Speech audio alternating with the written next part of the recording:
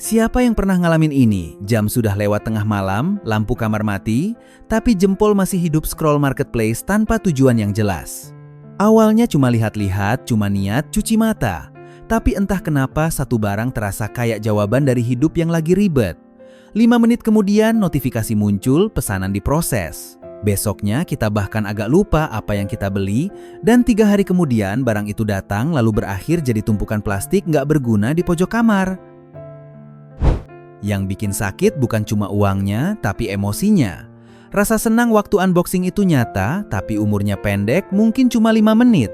Setelah itu yang tersisa justru rasa nyesel tiap kali buka mobile banking dan lihat saldo yang makin kritis, padahal tanggal masih muda. Di titik itu kita mulai nyalahin diri sendiri, ngerasa payah, ngerasa gagal ngatur hidup, dan muncul pertanyaan klasik yang gak pernah kejawab, kemana sebenarnya perginya uang kerja keras gue selama ini? Biasanya kita langsung cari kambing hitam yang aman, kurang disiplin, kurang niat, atau kurang niat nyatet pengeluaran. Kita download aplikasi keuangan, bikin resolusi sok dewasa, dan janji ke diri sendiri, bulan depan gue bakal lebih rapi. Tapi jujur aja, aplikasi itu sering cuma jadi ikon manis di layar HP, karena ada ketakutan tersembunyi buat benar-benar lihat realita angka yang gak sesuai sama bayangan kita. Dan di sini gue mau lurusin satu hal sejak awal. Video ini bukan soal ceramah moral, bukan juga soal tips hemat ekstrem yang bikin hidup makin stres. Kita nggak akan bahas soal berhenti jajan sampai hidup terasa hambar. Yang akan kita lakukan adalah ngebongkar mesin di dalam kepala kita, sistem lama yang masih kita pakai tanpa sadar, dan kenapa sistem itu gampang banget dimanipulasi sama diskon kilat, notifikasi merah, dan kata-kata manis seperti promo terbatas. Di perjalanan ini, kita bakal bongkar 3 alasan psikologis utama kenapa manusia modern hobi beli barang yang sebenarnya nggak dibutuhin. Bukan buat nyalahin diri sendiri, tapi buat ngerti pola mainnya. Karena begitu kita paham cara kerjanya, kita bisa mulai ngehack sistem saraf kita sendiri dan perlahan balikin kendali atas setiap rupiah yang keluar dari dompet kita. Selama ini ada satu mitos besar yang diam-diam kita percaya, kalau orang yang boros itu identik dengan orang yang bodoh atau nggak punya logika. Seolah-olah belanja itu cuma soal hitung-hitungan sederhana, kalau tahu mana yang penting dan mana yang nggak, semua masalah langsung selesai. Mitos ini terdengar masuk akal, tapi justru disitulah jebakannya, karena dia menyederhanakan masalah yang sebenarnya jauh lebih kompleks. Masalahnya, kalau belanja cuma soal logika, industri iklan gak akan sebesar sekarang. Gak akan ada tim psikolog, ahli perilaku, dan data scientist yang digaji mahal cuma buat mikirin warna tombol beli atau jam paling rawan buat kirim notifikasi. Mitos ini berbahaya karena bikin kita sibuk nyari salah di diri sendiri, bukan ngerti cara kerjanya, dan akhirnya kita muter-muter dirasa bersalah tanpa pernah nemu solusi yang beneran efektif. Faktanya, kebanyakan dari kita itu bukan bodoh. Kita cuma hidup di zaman yang salah untuk desain otak kita. Otak manusia itu produk evolusi ribuan tahun lalu, dibentuk buat bertahan hidup di kondisi serba langka, bukan buat ngadepin layar HP yang tiap detik nawarin kesenangan instan. Saat kita tergoda belanja, itu bukan karena kita lemah, tapi karena sistem lama kita lagi diserang konteks baru yang jauh lebih agresif. Coba bayangin otak kita seperti smartphone keluaran 2026, layarnya canggih, kameranya tajam, prosesornya kencang, tapi sistem operasinya masih pakai versi zaman batu yang refleksnya masih berburu, mengumpulkan, dan takut kehabisan. Kita punya kemampuan finansial buat beli banyak hal, tapi nggak dibekali sistem rem yang cukup kuat buat ngontrol insting instan itu di dunia digital. Makanya visual yang pas buat kondisi ini adalah manusia purba yang pegang iPhone, berdiri di tengah hutan, sibuk nyari buah beri demi bertahan hidup. Bedanya, setiap buah beri yang dia temuin berubah jadi logo diskon 90%. Nalurinya bilang ambil sekarang, pikirannya belum sempat mikir panjang.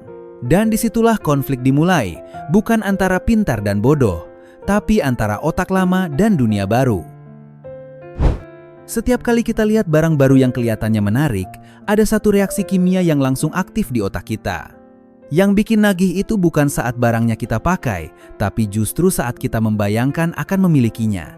Proses antisipasi inilah yang nyalain dopamin, hormon ekspektasi yang bikin jantung sedikit lebih cepat dan pikiran terasa lebih hidup. Tombol beli bukan sekadar tombol, tapi pemicu sensasi. Dopamin ini kerjanya licik. Dia nggak peduli apakah barang itu berguna atau tidak, yang penting ada janji kesenangan di depan mata. Sensasinya mirip seperti bensin yang disemprotkan ke api unggun, apinya langsung membesar, hangat dan terlihat spektakuler. Tapi karena bensinnya cepat habis, api itu juga padam dalam hitungan detik, nyisain abu dingin yang nggak bisa dipakai apa-apa. Makanya, secara visual, lonjakan emosi ini sering bisa digambarkan dengan grafik yang naik tajam saat kursor mendekati tombol check out. Detik-detik sebelum klik terasa menegangkan sekaligus menyenangkan. Tapi begitu paket sampai di rumah, grafiknya jatuh bebas. Gak ada lagi kejutan, gak ada lagi antisipasi, yang tersisa cuma benda fisik tanpa muatan emosi. Contoh paling umum adalah barang yang berkaitan dengan versi ideal diri kita. Kita beli sepatu lari mahal bukan karena jadwal lari sudah konsisten, tapi karena kita pengen ngerasa sebagai orang sehat dan disiplin. Dopaminnya habis di proses beli, bukan di proses lari.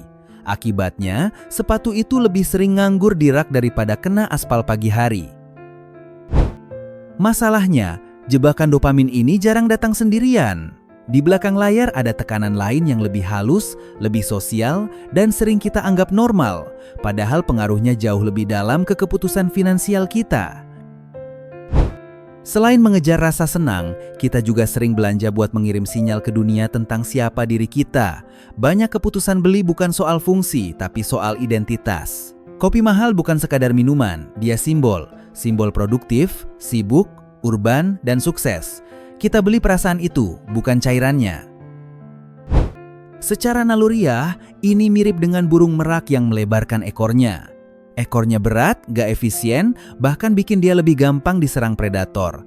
Tapi tetap dilakukan demi satu hal, pengakuan. Manusia melakukan hal yang sama, cuma bentuknya cicilan, langganan, dan gaya hidup yang diam-diam jadi beban finansial jangka panjang. Kalau divisualkan, kita seperti pakai mahkota emas yang berkilau, tapi kaki kita dirantai ketumpukan barang bermerek. Dari luar terlihat keren, tapi dari dalam capek. Setiap cicilan adalah rantai tambahan yang membatasi gerak kita, sementara orang lain cuma lihat kilau permukaannya. Coba jujur ke diri sendiri. Saat ganti gadget, apa fitur itu benar-benar kita pakai buat kerja atau berkarya, atau sekadar biar nggak merasa tertinggal saat nongkrong atau meeting? Banyak pembelian lahir bukan dari kebutuhan, tapi dari ketakutan sosial yang gak pernah kita akui secara sadar. Dan di titik ini, industri pemasaran masuk dengan senyap. Mereka tahu kita lapar identitas, dan mereka punya satu senjata pamungkas buat menekan tombol keputusan kita, ilusi kelangkaan. Otak manusia punya satu kelemahan fatal. Kita benci kehilangan kesempatan. Rasa takut kehilangan ini jauh lebih kuat daripada rasa senang mendapatkan sesuatu. Itulah kenapa istilah FOMO begitu kuat. Kalimat seperti tinggal satu stok lagi atau promo berakhir 2 jam lagi bukan informasi netral, tapi alarm darurat buat sistem saraf kita. Bayangin kita lagi di padang pasir, kehausan, lalu lihat satu-satunya sumber air yang hampir habis. Di momen itu, logika mati. Yang hidup cuma insting ambil sekarang atau mati. Iklan modern sengaja menciptakan kondisi padang pasir ini di layar HP kita, padahal aslinya barangnya nggak akan kemana-mana. Secara visual, tekanan ini seperti jam pasir digital, di mana butiran pasirnya adalah koin emas yang terus jatuh dan berkurang cepat. Waktu seolah menekan kita buat segera bertindak sebelum semuanya hilang. Padahal yang sedang direkayasa bukan waktunya, tapi persepsi kita tentang kehilangan. Akibatnya, kita beli satu paket skincare lengkap yang gak cocok sama kulit cuma karena ada label edisi terbatas. Kita bukan takut kehilangan barangnya, tapi takut kehilangan promonya. Dan ironisnya, setelah beli, rasa takut itu digantikan rasa nyesel yang jauh lebih lama. Setelah tahu 3 jebakan ini, muncul satu pertanyaan penting. Kalau mekanismenya sudah jelas, kenapa masih banyak orang yang merasa pintar, teredukasi, dan sadar finansial, tapi tetap terjerat pola yang sama berulang-ulang? Disinilah banyak orang kejebak tanpa sadar. Mereka merasa sudah selangkah lebih maju hanya karena tahu istilah dopamin, FOMO, dan manipulasi iklan. Padahal tahu konsepnya bukan berarti sistem di kepala kita langsung berubah. Justru di fase ini, orang sering lengah, merasa aman, lalu kaget sendiri saat mendapati keranjang belanja kembali penuh tanpa rencana. Masalah utamanya adalah kita terlalu melebihkan kekuatan niat. Pengetahuan mungkin berkontribusi 20%, tapi 80% sisanya ditentukan oleh lingkungan dan arsitektur pilihan yang kita ciptakan sendiri. Selama kita masih follow akun jualan, aktifkan notifikasi promo, dan menyimpan kartu kredit di aplikasi, kita sedang menyiapkan panggung yang sempurna untuk godaan berikutnya. Solusi nyatanya bukan menahan diri sampai stres, tapi menciptakan gesekan yang disengaja. Kita perlu mengembalikan proses belanja ke kondisi yang sedikit merepotkan seperti di dunia nyata. Semakin banyak langkah yang harus dilewati, semakin besar peluang otak logis kita ikut bicara sebelum jempol menekan tombol beli. Salah satu aturan sederhana tapi efektif adalah aturan 48 jam. Biarkan barang itu mengendap di keranjang selama 2 hari. Jangan dilihat, jangan dipikirkan. Kalau setelah waktu itu kita sudah lupa atau nggak lagi tertarik, berarti yang datang kemarin cuma dorongan dopamin sesaat yang numpang lewat. Secara visual, bayangkan tangan kita sudah hampir menyentuh tombol beli, tapi tiba-tiba muncul pagar kawat berduri yang menghalangi. Pagar itu bukan musuh, justru pelindung. Itulah gesekan yang kita butuhkan, penghalang kecil yang memberi waktu bagi kita untuk sadar dan mengambil keputusan dengan kepala dingin. Kalau kita rangkum semuanya, ada 3 benang merah yang perlu terus diingat. Pertama, berhenti jadi budak kesenangan sesaat yang dipicu dopamin. Sensasi beli itu cepat datang dan cepat pergi, tapi dampak ke keuangan bisa menetap lama.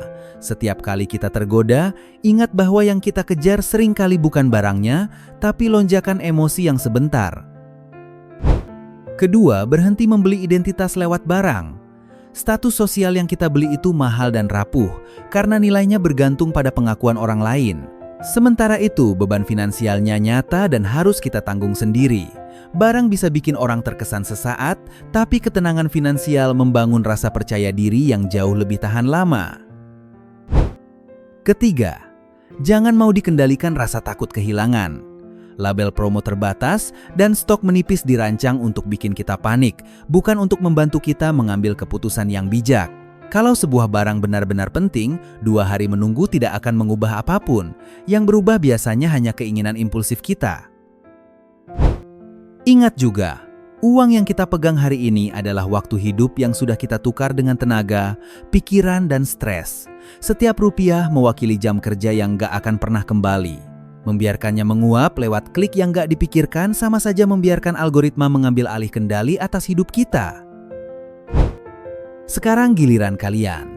Buka riwayat pesanan marketplace 3 bulan terakhir, cari satu barang yang jarang atau bahkan gak pernah dipakai.